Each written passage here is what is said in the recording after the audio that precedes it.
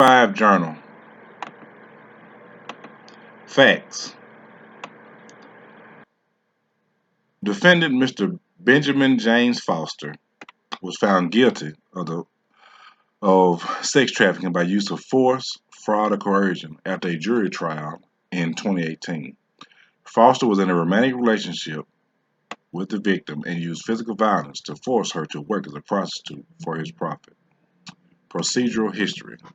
Court, United States District Court for the Southern District of Mississippi. Date of decision, July 19, 2018. A jury found Benjamin James Foster guilty of one count of sex trafficking by use of force, fraud, or coercion. The decision, analyzing the summary of the legal reasoning, corresponds to the resolution of several appeal motions filed before the court prior to the court sentencing the defendant upon his guilty verdict. Mr. Foster used the violence and intimidation to ensure that the plaintiff, Ms. M.D., was coerced into sexual acts for the aim of his own profit. Mr. Foster was videotaped and photographed hitting the plaintiff by undercover agents of the Mississippi Bureau of Investigation. MBI agents later discovered that Mr. Foster rented hotel rooms for several nights in succession to ensure that the plaintiff, Ms. M.D., had adequate housing to get the job done. The hotel owner, Mr. Singh, also verified that Mr. Foster paid for the room using an ID card with the plaintiff's information instead of the defendant's. The defendant's legal team started to bring the fact that the plaintiff's sexual history into this case, but it was thrown out under Rule 412A. Before trial, the government moved to exclude evidence of the victim's sexual behavior under Rule 412A, which provides that evidence intended to prove that the victim engaged in other sexual behavior or to prove a victim's sexual predisposition is not admissible in a civil or criminal case involving alleged sexual misconduct. Mr. Foster's defense was predicated on the fact that the defendant was a prostitute prior to his getting involved with it. His defense team also tried to enter a videotaped sexual encounter with the defendant into evidence. The motion was denied. Court allowed the videotape to be heard by the jury only and not seen. Plaintiff M.D. was questioned about the encounter in the presence of the jury. A phone recording of an incident involving a potential client and Mr. Foster was heard as well. The potential client was parked next to the defendant before receiving his services for the night. He saw through his car window and heard on the phone while talking to the plaintiff, the defendant strike the plaintiff and say, "You better go get my money." Mr. Foster's defense team wanted the witness's testimony stricken from the case. The court held that the testimony needed to be added to the case. The plaintiff explained that she was employed by Mr. Foster for a time period of about 2 years. The plaintiff also explained that Mr. Foster made several threats on the life of her family if she did not continue to render services to his clients on a regular basis. Mr. Foster vehemently denied the allegations. Mr. Foster stated that the government failed to disclose information that Ms. M.D. was a prostitute before he found her. The court found that the fact that the prosecutors anticipated that the defendant in a sex crime case might attempt to offer evidence that the victim had engaged in sexual misconduct. This does not apply, nor did she know or believe that evidence existed. Finally, as explained above, the court excluded all of that evidence pursuant to Rule 412. What is the issue? Did Benjamin J. Foster violate the human trafficking statute, which states, the Uniform State Trafficking Law, a person commits the crime of trafficking if the person intentionally, knowingly, or recklessly recruits, transports, transfers, harbors, receives, provides, obtains, isolates, maintains, or entices a person for the purpose of forced labor or servitude, or commercial sex through coercion, deception, or fraud. Mr. Foster knowingly used the plaintiff over a 2-year period as his personal cash cow. The court has sufficient audio and video evidence of numerous violations committed by Mr. Foster. The plaintiff stated that Mr. Foster would instruct her through means of intimidation and coercion to continue to get paid. She also states that most of Mr. Foster's relationships ended because of his known use of women as prostitutes. The Uniform Code states that a person commits the crime of human trafficking when recruiting, transporting, or harboring. Mr. Foster was observed by NBI agents over a period of time in this behavior. Several witnesses also corroborated the plaintiff's testimony. One of the defendant's friends, of Mr. Williams, states that Ben always wanted money. He would do anything to get money. In high school, he would call himself the pimp of the year. The defendant forced the plaintiff into this relationship through the promise of fortune, but was only paid in dividends of grief, not gain. He deceived the plaintiff with fanciful stories of women he had given stardom to, but this was also a deception. Mr. NBI agents discovered old, reused album covers that had been doctored to fit Mr. Foster's narrative. The plaintiff only discovered this deception after the fact.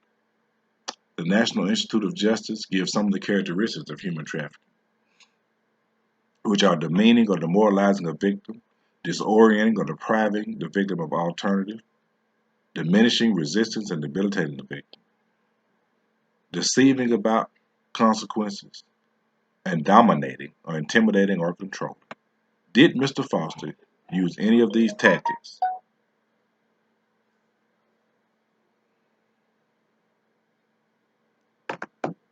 Did Mr. Foster use any of these tactics? Yes. He violated the Human Trafficking Code. Mr. Foster stated he only used these methods to keep Miss MD loyal. He never knowingly kept her from her family or friends. He states she was free to go and come as she pleased. The plaintiff states that she was permitted to leave the presence of Mr. Foster only 3 times in the whole of her captivity, and this was to get abortions at a local clinic. The defendant was in the lobby while the plaintiff received the abortion. She was expressly told not to divulge information about her true identity or how she became pregnant. The defendant clearly knew what he was doing to the plaintiff was wrong and in violation of state and federal laws. What are the rules? Mississippi Code 97-3-54 states a person who coerces, recruits, entices, harbors, transports, provides, or obtains by any means, or attempts to coerce, recruit, or entice by any means, intending or knowingly, that person will be subjected to forced labor or services, or who benefits, whether financially or by receiving anything of value, from participating in an enterprise that he or she knows or reasonably should have known has engaged in such acts, shall be guilty of the crime of human trafficking. Mr. Foster is also being charged with Mississippi Code 97-29-51, which is felony prostitution. His actions toward the plaintiff in this 2-year period clearly shows that he was promoting her usage as a prostitute. He knowingly and intentionally enticed, compelled, and caused, induced, persuaded, and encouraged through a promised threat of violence, the scheme of her to become a prostitute. Mr. Foster was reported saying, "As I brought you into this business, I made you what you are." The defendant was talking directly to the plaintiff at this time of the statement. This is a direct quote. He is in clear violation of both statutes stated above. Within both of these Mississippi statutes, felonious prostitution is clearly defined as well as human trafficking. The state is aware that Mr. Foster is concerned that the plaintiff unfavorably spoke about him as a pimp. The defendant is reported as saying that she was a streetwalker before she met me. The state is only interested in the actions of Mr. Foster, and Ms. MD is not on trial. The state of Mississippi requires that we prove the intentions of Mr. Foster was to entice, recruit, harbor, etc., with the intent to make profit. Mr. Foster clearly violated the rule of law stated above. Mr. Foster claims also that the plaintiff used his entrepreneurial attitude against him. He states that she knew he wanted to make money. She knew how to keep him happy. The money that was gained by these felonious means have mostly all been seized by the state of Mississippi. Where's the analysis? Mr. Foster, the defendant in this case, did in fact break the Mississippi Code 97-3-54.1. A person who enticed, coerced, recruits,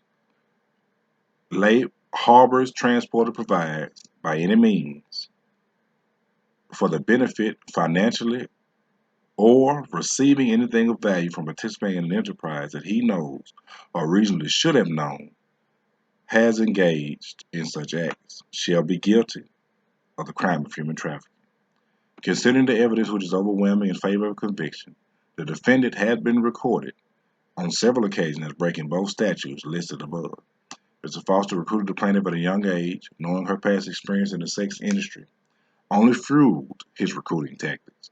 He lured the plaintiff with fanciful tales of jewels and money, which in fact his pocket was the only one he intended to line with the sweat equity of her late night bedroom calls. Mr. Foster achieved his goal of trafficking the victim with violence and intimidation. The defendant provided the means by which each of these statutes would be broken. The defendant would have the court to believe that this sexually active woman was used goods and that he is the rescuer of this poor woman. The plaintiff every day was placed in mental chains that the defendant gladly kept on. She also gave him a moving statement to the court that revealed he used intimidation to keep her in the business.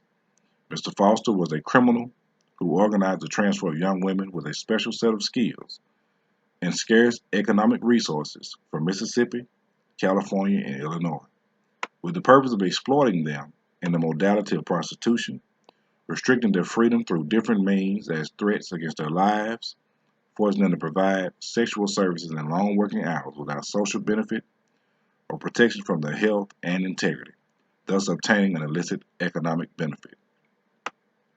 The conduct of Mr. Foster is a punishable offense.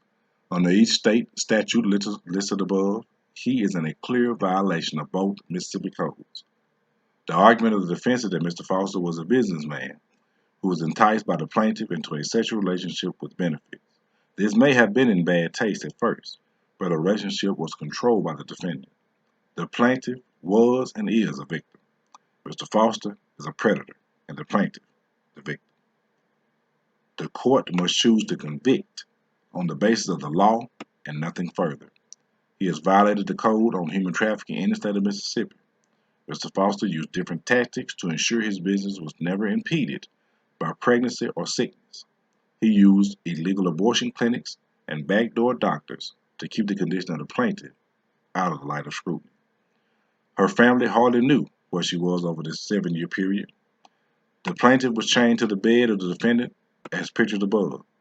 The defendant violated the law on a number of occasions. Now it is time for justice to be done. Conclusion. Mr. Foster has been found guilty of sex trafficking. Defendant James Foster was found guilty of sex trafficking by use of force, fraud, or coercion after a jury trial. Foster was in a romantic relationship with the victim and used physical violence to force her to work as a prostitute for his profit. The jury deliberated for approximately 4 hours before coming back with a guilty verdict. The evidence was overwhelming that Mr. Foster used his position in the plaintiff's life to manipulate her into doing sexual acts for money, which was only used to line the defendant's pocket. He benefited financially and received things of value, which is engaged in an act described as a violation of the listed paragraph. He knowingly accepted using the act of violation. He knowingly and intentionally used and disregarded this woman by means of force, threats of force, fraud, and coercion, described in subsection 2, or any combination of such means would be used to cause the person to engage in commercial sexual acts. At the time of the encounters, Ms. M.D. was not a minor. Mr. Foster has been sentenced to 20 years in the Mississippi Department of Corrections. He has the possibility of parole with meritorious time and or trustee status, but upon his release, he will have to register as a sex offender with the state of Mississippi. Thank you.